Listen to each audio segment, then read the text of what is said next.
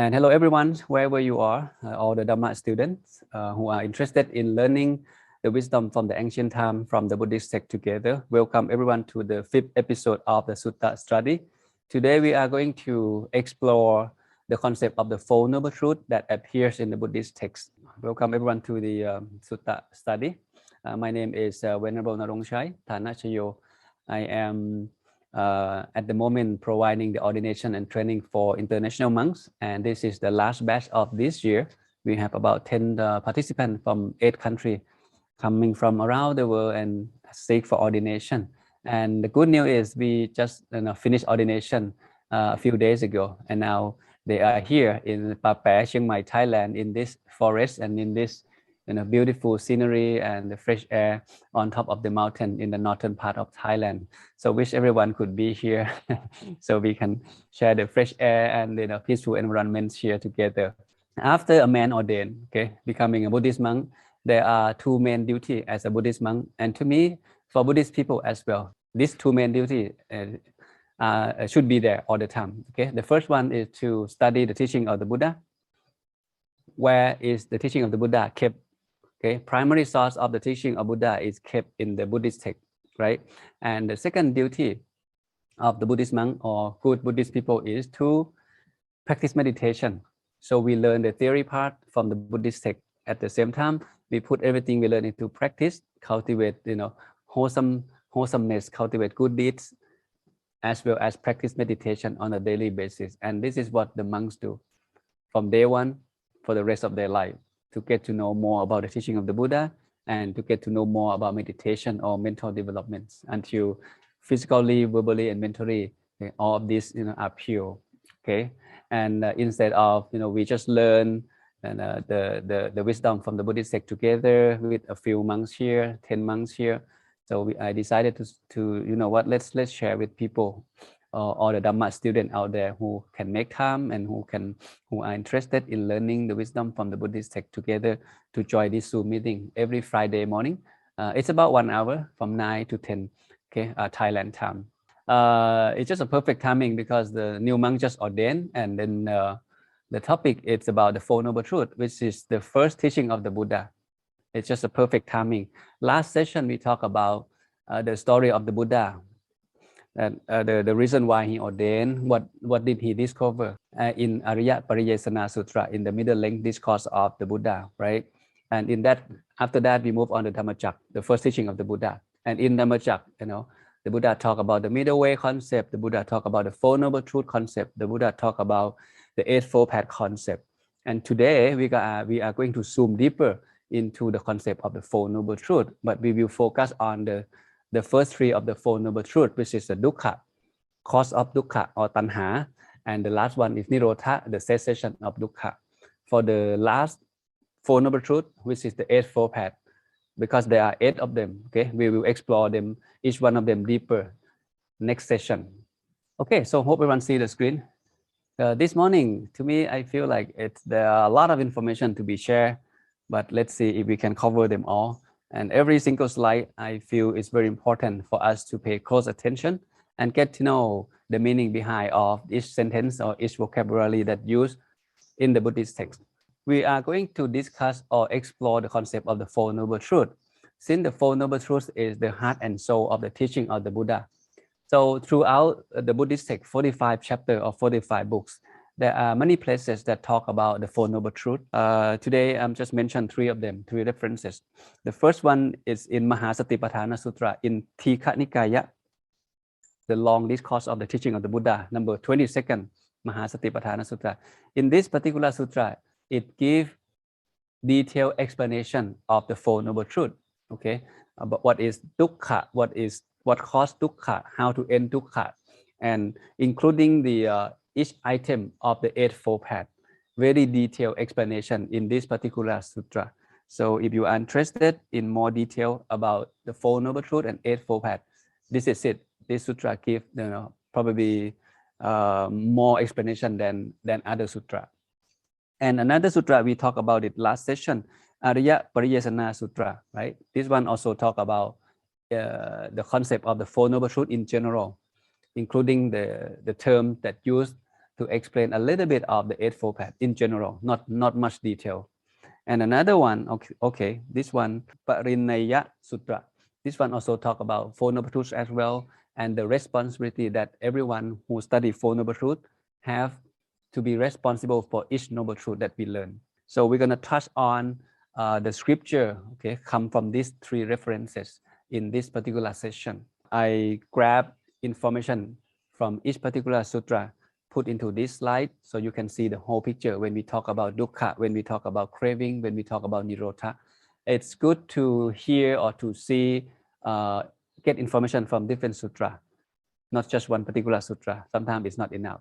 The reason why we need to study or know about the Four Noble Truths, because Four Noble Truths is extremely important. Again, it's the heart and soul of the teaching of the Buddha.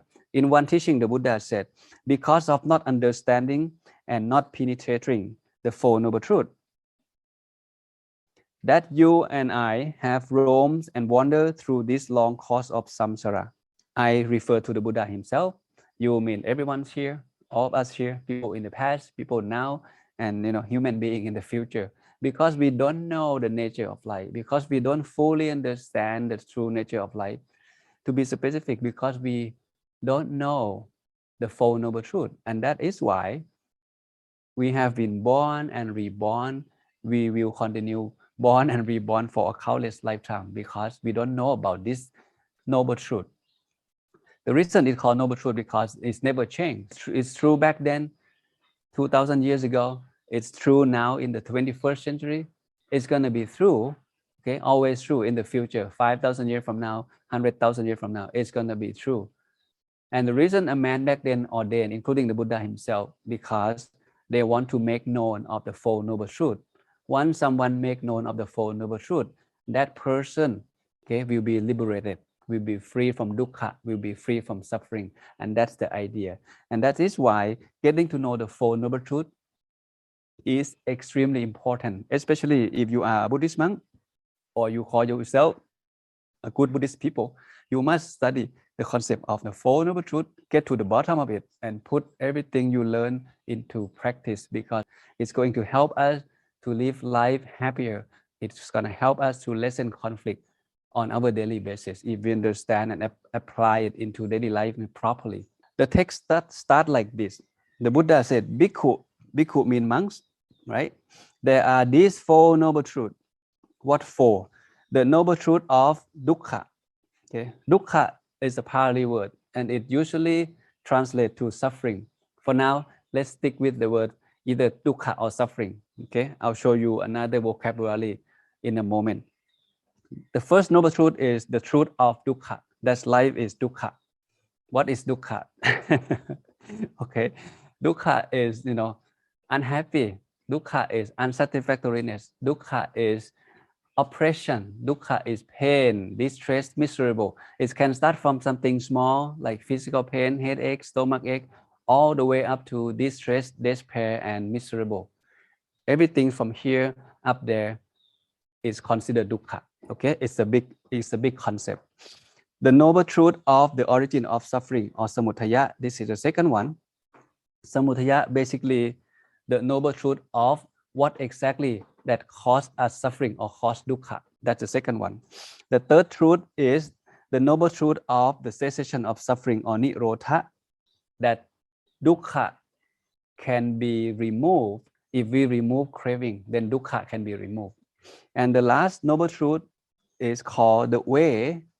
The way to what? The way leading to the cessation of suffering, or makkha. So there are four of them in this slide. Number one, the Buddha share with the monk, okay, the Four Noble Truths, the truth that he discovered. The first one, he said dukkha. Okay, all compound things are dukkha. Compound things are dukkha. Human, animal, object, you name it, is considered dukkha. Okay, and the dukkha come from the cause, and that's called, he called samudaya, which is points specifically to the word craving or tanha. This is a technical term used. It's called tanha in Pali and translate to English as a craving or thirst or passion. And the third noble truth is nirodha. Nirodha is when we remove craving, then dukkha can be ended. That's the idea of nirodha. That means the cause of suffering or the cause of dukkha can be abandoned, can be removed. And the last one, the last noble truth is the way, okay, that we can remove all of those craving or tanha in our mind, which is point to the Eightfold Path. So we will explore the concept of the Eightfold Path next session, not today. If we divide it into two parts, 1 and 2 is dukkha, and 3 and 4 is about ending of dukkha, the two parts. Basically, the Buddha discovered the nature of life, that life is suffering, that life is dukkha. And the reason we are suffering because there is something called craving in our mind. We have craving in our mind the first day that we born. And it stay with our mind, okay? Not in this lifetime, it's go with us in the future lifetime as well. And he also discovered that, hey, you know what? This craving in human mind can be removed. And once we remove that, we will be free from suffering. We will be free from dukkha. And the Buddha himself is a living proof that a man can actually attain the supreme happiness by freeing himself from all of those cravings in his mind. So the Buddha, the great Arahant, the wise men in the past, they have done that. They were a living proof. And that means if we following his teaching and practice properly, we can be one of them as well, to be a man that can live life fully happy by having no more defilement in our mind. And then the Buddha explained in detail what he means by dukkha. So let's take a look together line by line. He said, what monks is the noble truth that is suffering? Okay. Basically, what is exactly considered dukkha? Number one, birth is dukkha. Birth is dukkha, or birth is suffering. Decay and disease is suffering, right? We're getting old, aging. We understand that. Getting old, not feeling fresh, not feeling healthy, it's suffering. And the third one, death is suffering. Okay. Number 4, sorrow, sadness, lamentation, physical pain, mental pain, despair. All of these are suffering. Okay. Understandable. Number 5, to be associated with what? Unpleasant. Some people we don't like, we have to work with them, we have to stay with them, we are unhappy, and this is suffering condition. To be separated from something we like, something we love, okay, human, animal, object. If someone we love die, we are unhappy. If the car is broke down, the new phone is broke down, we are unhappy because we are separated from something that we love. And not getting what we want, also suffering. You want fried rice, you get steamed rice. You want bread, you get noodle. You are suffering. This is the feeling. This is the dukkha in general. And the last one, number 8, the Buddha said, in short, in summary, the 5 aggregates of clinging are suffering. This is the most important sentence in terms of explaining what dukkha means in the eyes of the Buddha himself. We have to keep this picture in mind. So my question to you is, why birth is suffering? Why birth is suffering? Okay, decay, death, disease, sorrow, lamentation, we understand that it's suffering. Okay, maybe start from something a little bit easier. Why death is suffering? Why death is suffering? Simply because no one wants to die, right? We don't want to die. That's why we are suffering. We don't know where we go after we die. And we don't want to die. We want to stay here to do what we love, to stay with someone we love, to do the job that we love forever. And when death comes, we don't want to go. We don't want to separate. That's why death is suffering. Okay, so back to the first question. How come the Buddha said birth is suffering? Everyone celebrate birthday. Happy birthday to you all the time. Birth supposed to be, beautiful celebration, right? And in the eyes of Buddha, the wise men in the past, why they said birth is suffering? Why birth is suffering? Think a little bit.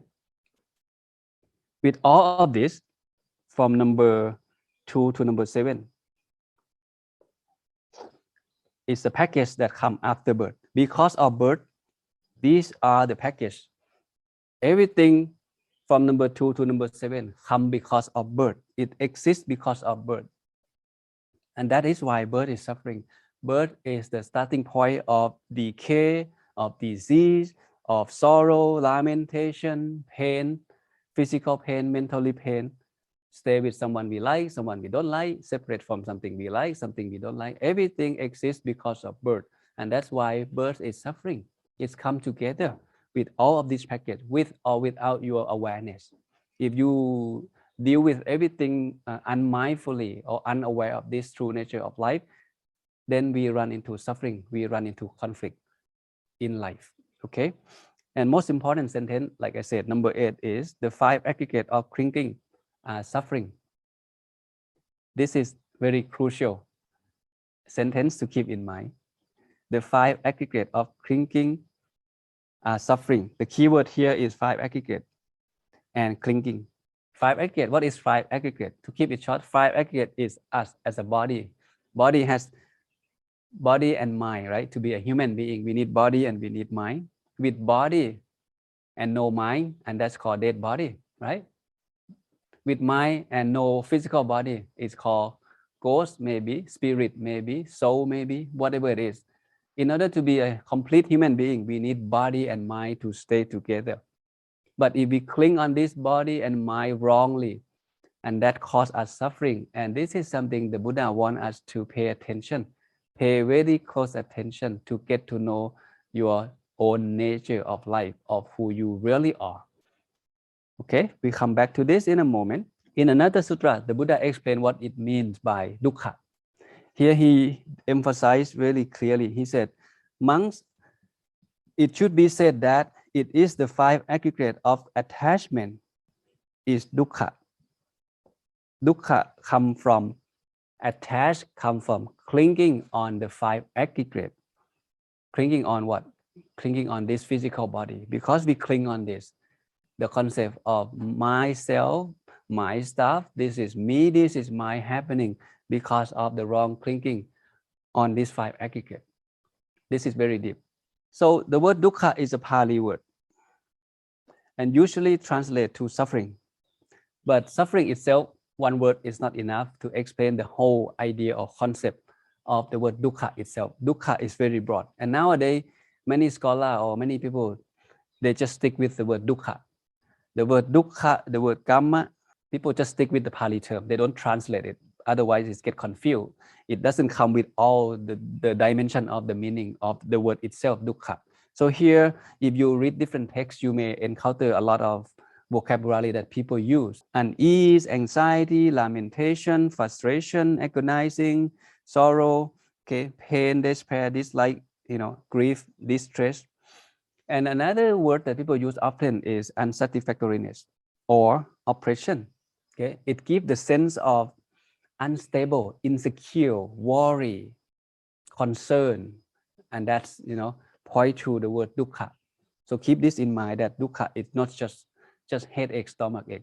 We don't have to wait for the Buddha to become enlightenment and tell us, you know what, physical pain is dukkha, fever is dukkha, heartbroken is dukkha. We don't need to wait for that. Everyone knows that. And the Buddha wants us to know something deeper than that about your own self, why we are suffering. So this picture may help. Because of we born, we get birth, and that is why the rest of these are follow. The starting point is here. Birth first and the rest follow.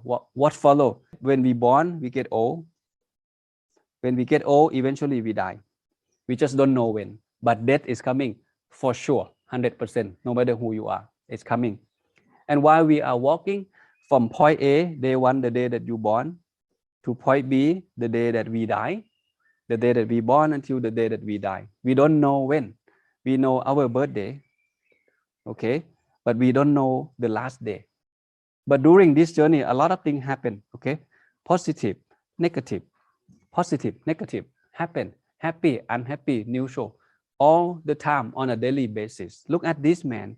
He was born good education, have successful, good family, and all of a sudden, things went wrong. COVID-19 came, and company has to close down, lay off all the employee. Okay, his wife asked for divorce and he lost his job. His company went bankruptcy.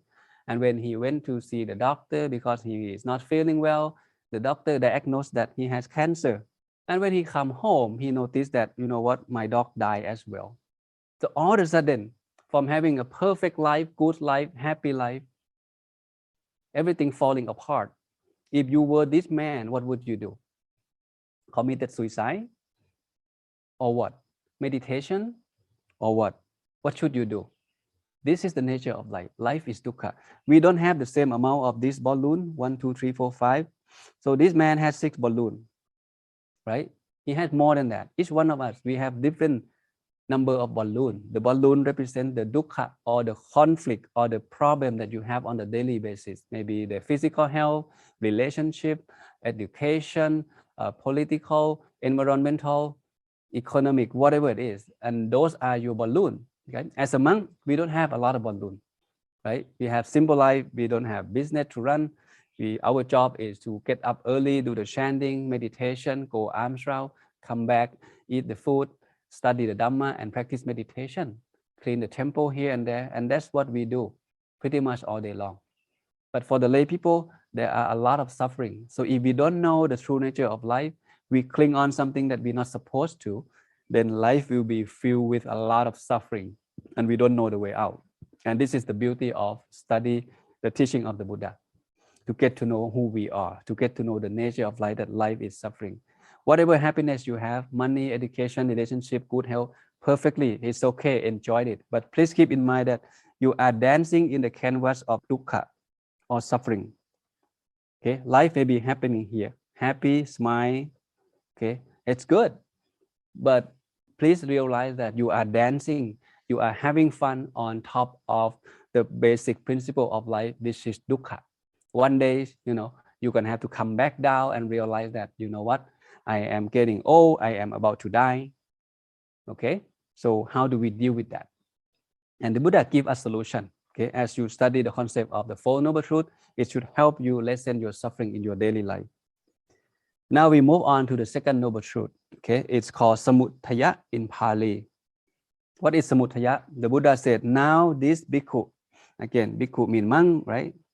Is the noble truth of origin. Origin of what? Origin of suffering. So samudaya means origin of suffering. It is this craving. The Pali use the word tanha, which leads to renewed existence. This tanha leads to renewed existence, accompanied by delight and lust, seeking delight here and there. You see the keyword here. Number 1, tanha, right? Number 2, renew existence. Number 3, delight. Number 4, lust, and seek for delight here and there. And the Buddha explained, okay, there are 3 kinds of craving that I want you to know. Number 1, he calls kama tanha. What is kama tanha? Craving for sense pleasure. This is kama tanha. Sense pleasure is not just about sexuality. It's about anything that you entertain yourself through what you see, beautiful picture, to what you hear, the beautiful song, to what you taste, the delicious food, to what you touch. This is very soft and I like it. And these are called the kama tanha or sense pleasure. And the second tanha is called bhava tanha. What is bhava tanha? Bhava tanha is crave for what? Crave for existence. I don't want to die. I don't want to separate from people I love. And that's craving for existence. And the last kind of craving is called vibhava tanha. Vi mean what? Opposite, right? So crave for extermination, crave for destroying. Getting interesting. See, there is not much explanation when you study the Buddhist text by yourself. That's all you can find. If you study one sutra, that's all you can find. There's no explanation about, okay, what is mean by craving in detail? What is mean by sense pleasure? What does it mean by crave for existence or crave for non-existence? There is no explanation.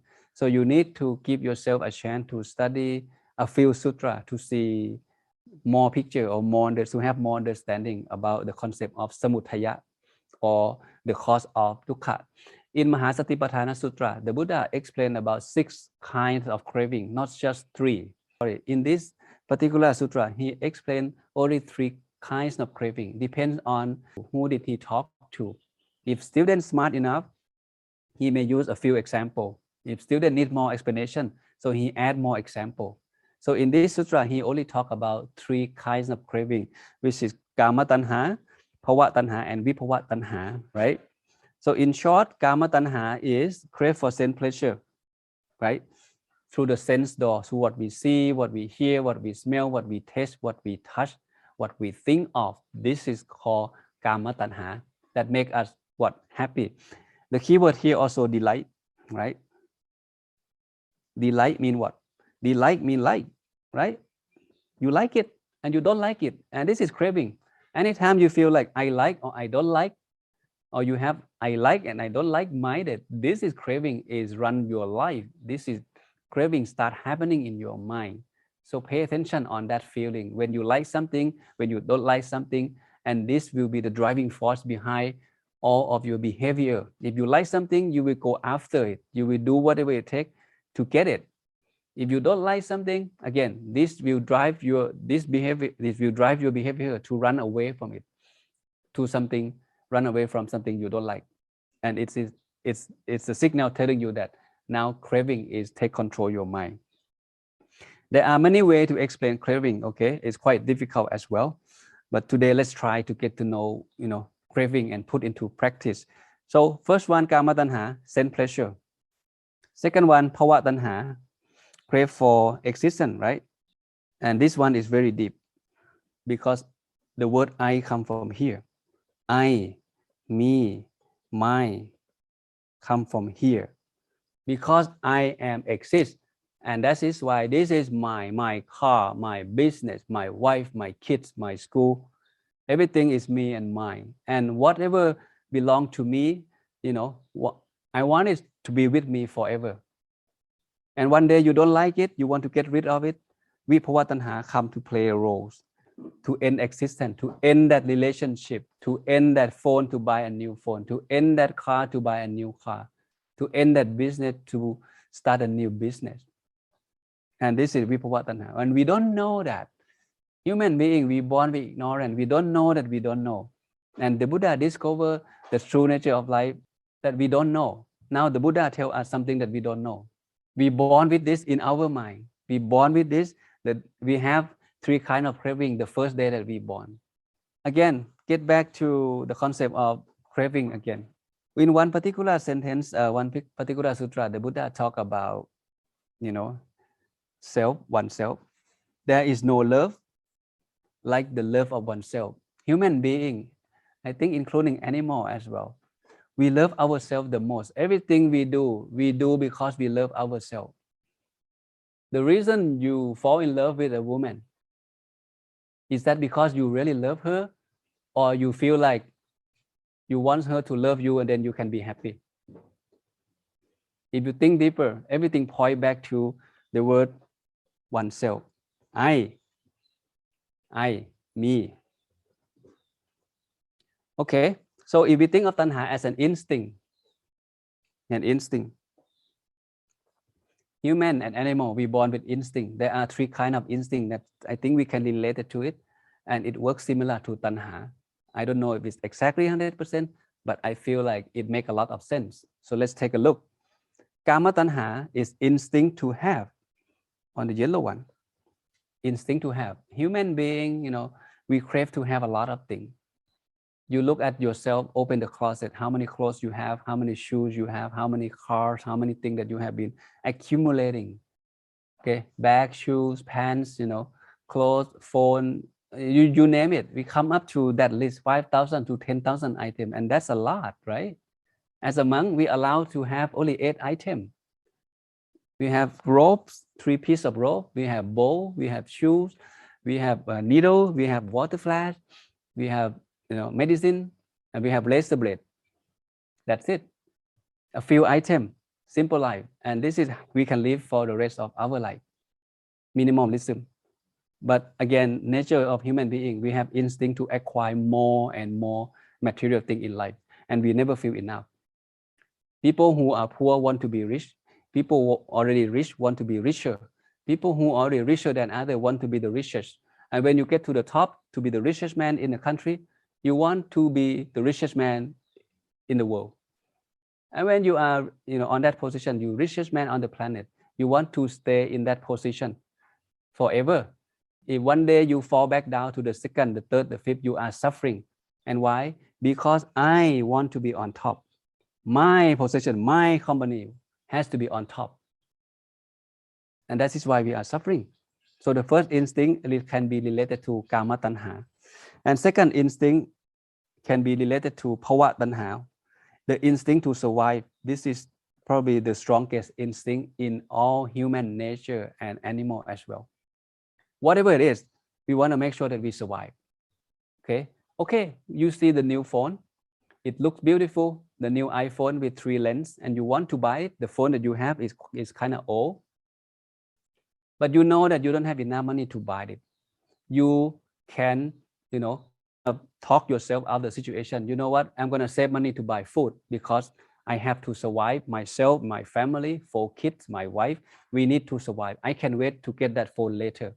So kama tanha can be what?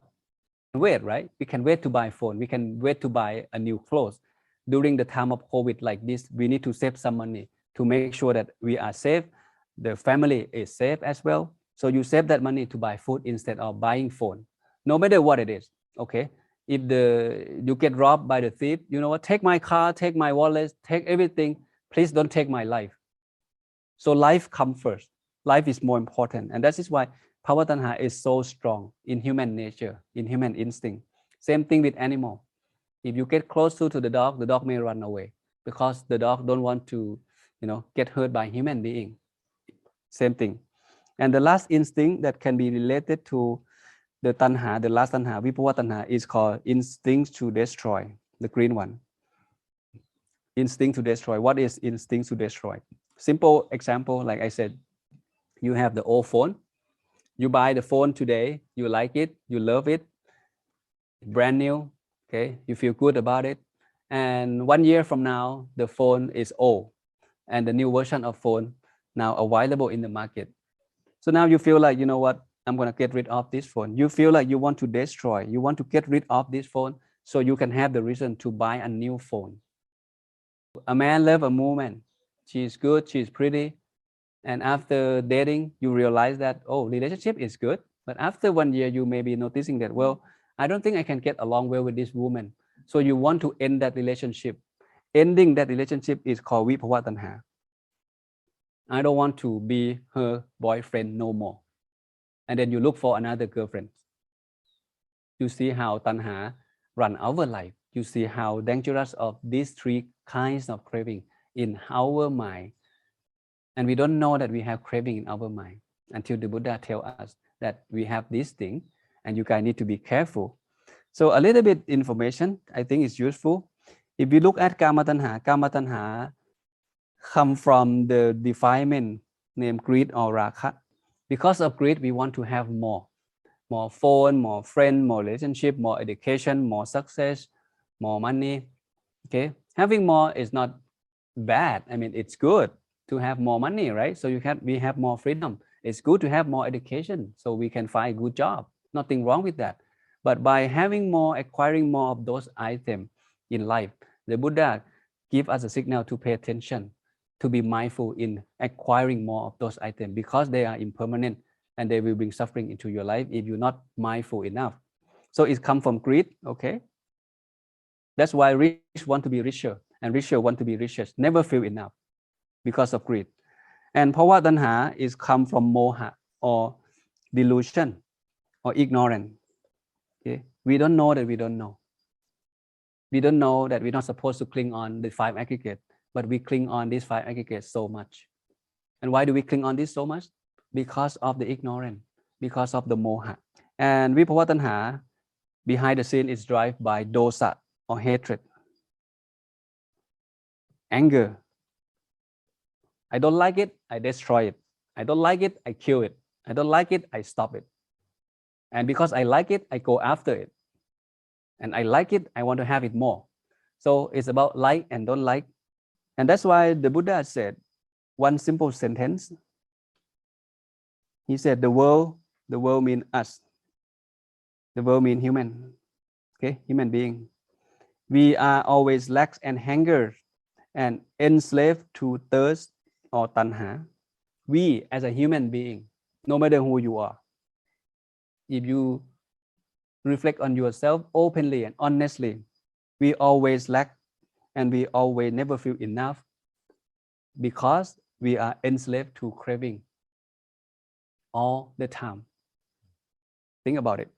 Now we move on to the third noble truth from the Buddhist text, and this one from the long discourse in Tika Nikaya, 22nd. Nirodha means what? Nirodha is a Pali word. It translates to the truth of cessation or ending. Cessation of what? Monks, it is the discharge, the putting out, the giving up, the abandonment of what? Of desire or tanha, the freedom from desire, and the absence of any desire. And that's it. How much do we understand, in this paragraph? There is no explanation whatsoever in the Dhammacakkappavattana Sutra, in the Ariya Pariyesana Sutra. The Buddha did not explain what he means by nirodha. It's very confusing. Nirodha is another name for nibbana. It's synonymous. When someone achieves or realizes nirodha, and that person also realized nibbana. But the first teaching, the Buddha gave teaching to the 5 ascetics, which happened to be, they were a good meditator, they were a smart student. That's why the Buddha did not explain much. He said this sentence and they understand. They got it and their mind are liberated.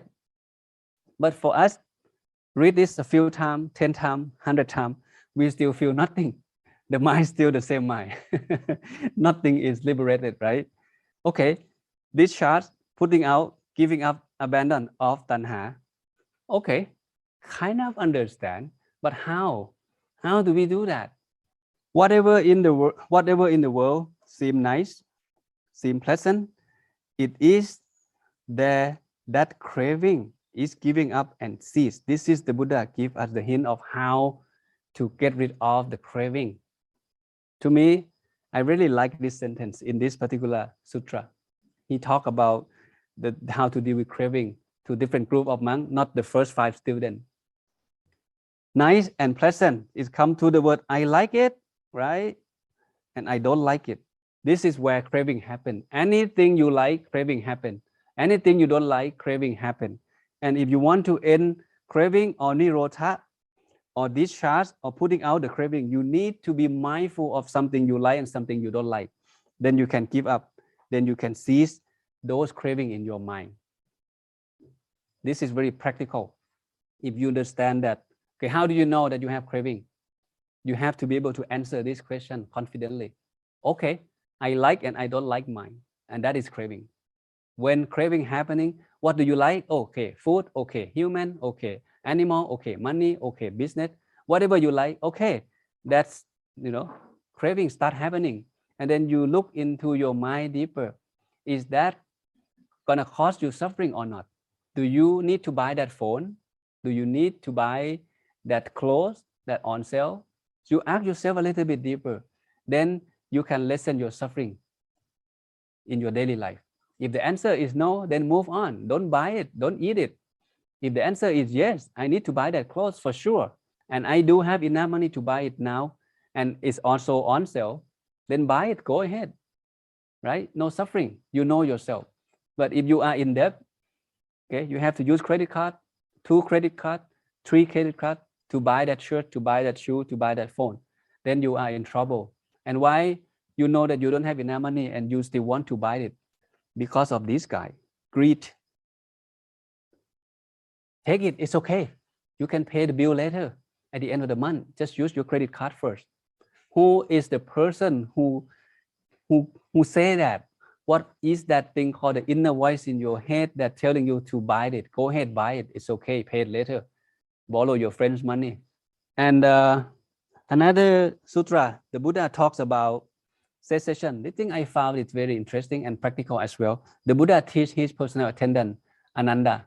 The Buddha said the cessation or nirodha. What he means by nirodha? This is how he explained to Ananda. He said, Ananda means his personal or permanent attendant of the Buddha.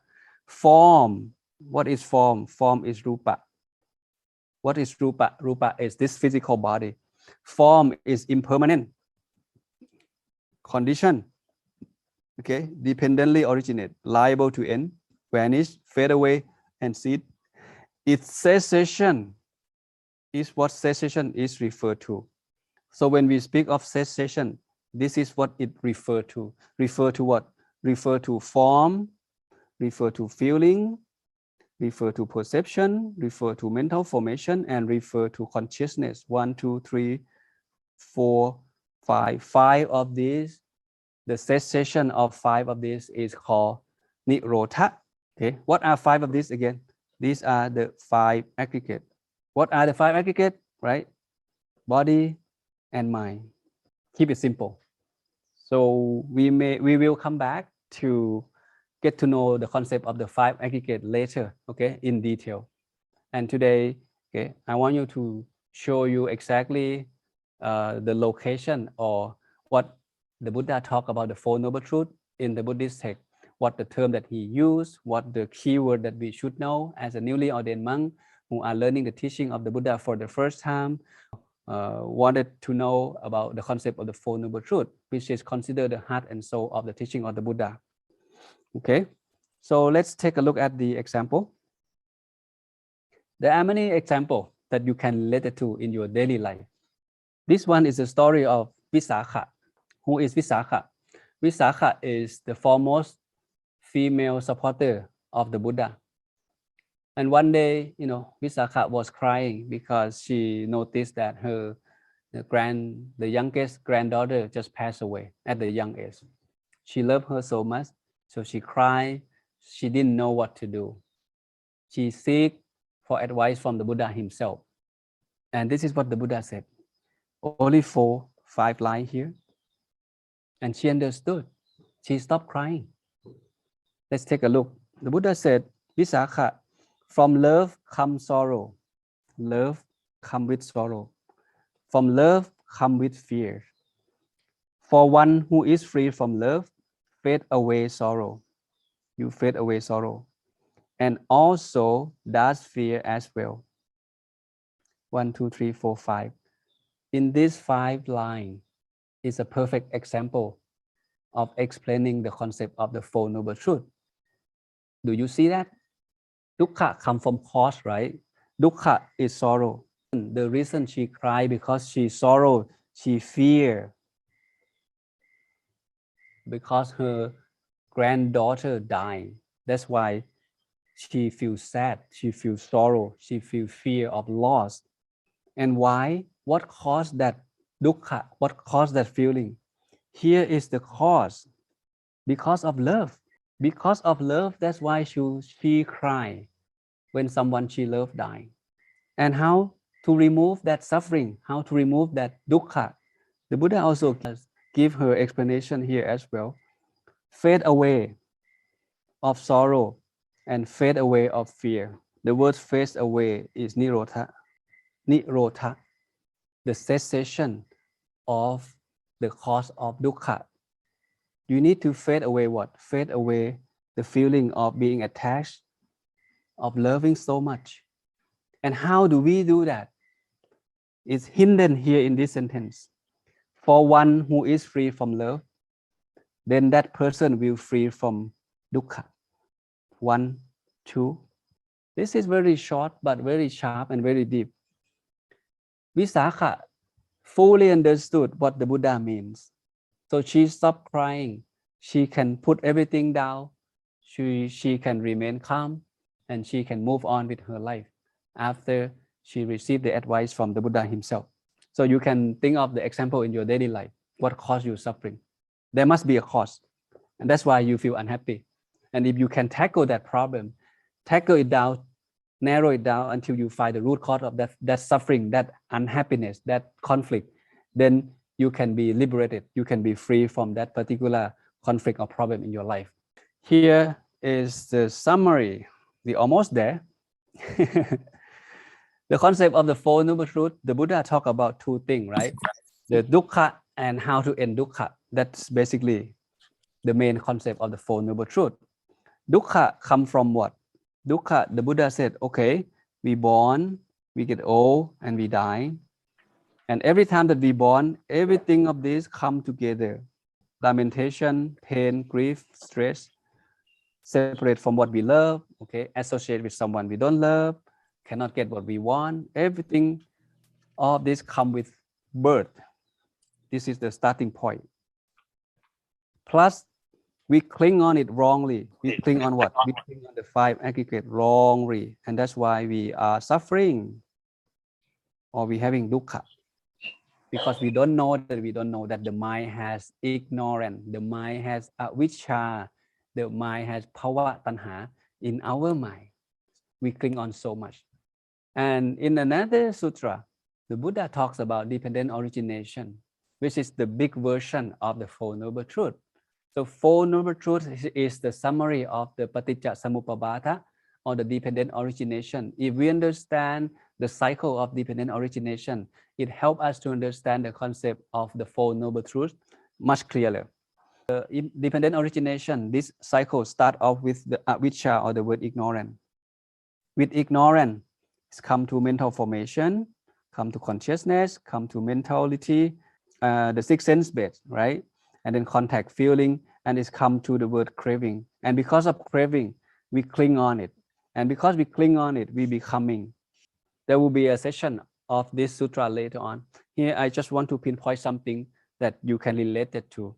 The Buddha, in this particular teaching on the Four Noble Truths, the Buddha only emphasized on the word craving.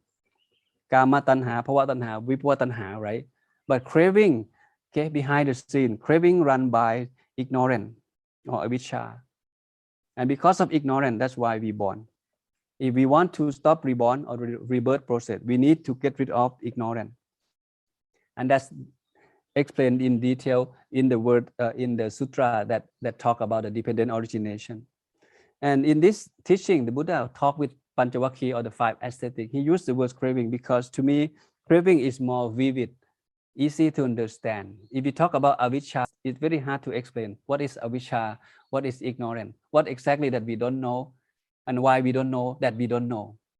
But if we talk about craving, people kind of are able to relate it to, okay, crave to have, okay, understand. Okay, crave to be, okay, understand. Crave not to be, also, it's easier to understand instead of trying to explain the word ignorant or the concept of avijja at the beginning of his teaching. It's going to be difficult and it's going to be a very time consuming to explain all of these 12 links of dependent origination. So he keep it short. He go to the point that, you know what, in your mind you have craving. And if you can remove the craving, then your dukkha is also removed. Okay? So craving come from where? Craving come from feeling. We feel what? We feel like and we feel don't like. And why we feel like and we feel don't like? Because we see, we contact from what we hear, what we smell, what we see, what we taste, what we touch, is come from here. So if we are mindful at our sense door, then craving cannot be happening. It cannot run our life, even though it's there in your mind, but it cannot take action properly because you are mindful of what you see, what you hear, what you smell, what you taste, what you touch. Okay, a lot of information today, right? So this should be the last one. We not just learn the Four Noble Truths to understand the concept, to know, oh, there are four of them. The Buddha ended up beautifully. He said, you know what? Each one of the Four Noble Truths, we have responsibility to deal with it correctly. The first one, he said, Bhikkhu, the noble truth that is the noble truth, the first one, the noble truth of suffering is to be fully understood. This is what? Dukkha, right? The noble truth of origin of suffering or nirodha or craving need to be abandoned. The noble truth of cessation of suffering or nirodha is to be realized, to attain. And the noble truth of the way that lead to the ending of suffering is to be developed. This is the beauty of the teaching of the Buddha. So this picture helps us to understand much clearer dukkha, the first noble truth, our responsibility is to know that dukkha exists, one, and now dukkha need to be understood. And the last one, dukkha, I have understood, I understand already. See, there are 3 steps. It's not just, oh, dukkha, dukkha. No, understand it, okay, fully. And samudaya, okay, understand that dukkha or problem has its cause, and the cause of dukkha or the cause of problem in life should be abandoned. And now I have abandoned those cause of suffering in my life. And the third one, ending of suffering or nirodha, okay, that suffering, the cause of suffering can be ended. So we should be realized that it can be ended. And then we have fully realized that, I have realized that my craving has ended. And the last one, there is a way that takes us to the end of suffering. And this way or this methodology, this path need to be developed. And I have developed this path. And all of this, if anybody, human being in the past, nowadays, in the future, have made known fully of all of this, you become an awakened person. And the reason we are still here in this realm of existence, because we have not yet fully mastered the Four Noble Truths. So with that, we'll be finished with this last slide. This is the heart and soul of the teaching of the Buddha. In everything in teaching in the Buddhist text, coming down to these 2 important. The Buddha teach in the past, teach now. He teach about suffering, and he teach about how to end suffering in life. So if a man, okay, study the teaching of the Buddha and put into practice properly, his life, he can live life happy. He can live life happier. He can live life with less conflict with himself and with others. And this is the beauty of the teaching of the Buddha. And to me, I feel very fortunate to be able to access to this teaching and to be able to share this wisdom to everyone here, monk and the lay people or the Dhamma student. So your job now is not just memorize it, happy about it. You need to put everything you learn into action to realize the Dhamma by yourself, that the teaching of the Buddha is very wonderful, is very valuable. The Buddha wants us to have a direct experience of his teaching, not just feel fortunate, not just feel, oh, it's good teaching, or it makes sense, but it doesn't do any good to you if you don't put everything you learn into action, into practice. Hope everyone learned something today. I know it's a lot, new vocabulary, a lot of text that we have to read together. And this is the nature of Sutta study. This is very in-depth, very detailed, very detailed about the teaching of the Buddha. So for those who are interested and love to get deeper into the teaching of the Buddha, especially from the Buddhist text, and this is the place. So I would like to welcome everyone to join the session like this every Friday, 9 o'clock to 10 o'clock Thailand time. Hopefully I can, continue teaching and sharing this Dhamma, okay, as long as possible. We'll see, cannot promise anything, but for now, this is something Luang Pi wants to do, okay, to benefit everyone's here and to benefit everyone's, anywhere, whoever can make it to join this Zoom meeting. But all the teaching will be, so with that, hope everyone have a good time today. Stay safe, stay happy, okay. Please have a good day, okay, wherever you are. See you next Fridays. Please have a nice day, everyone.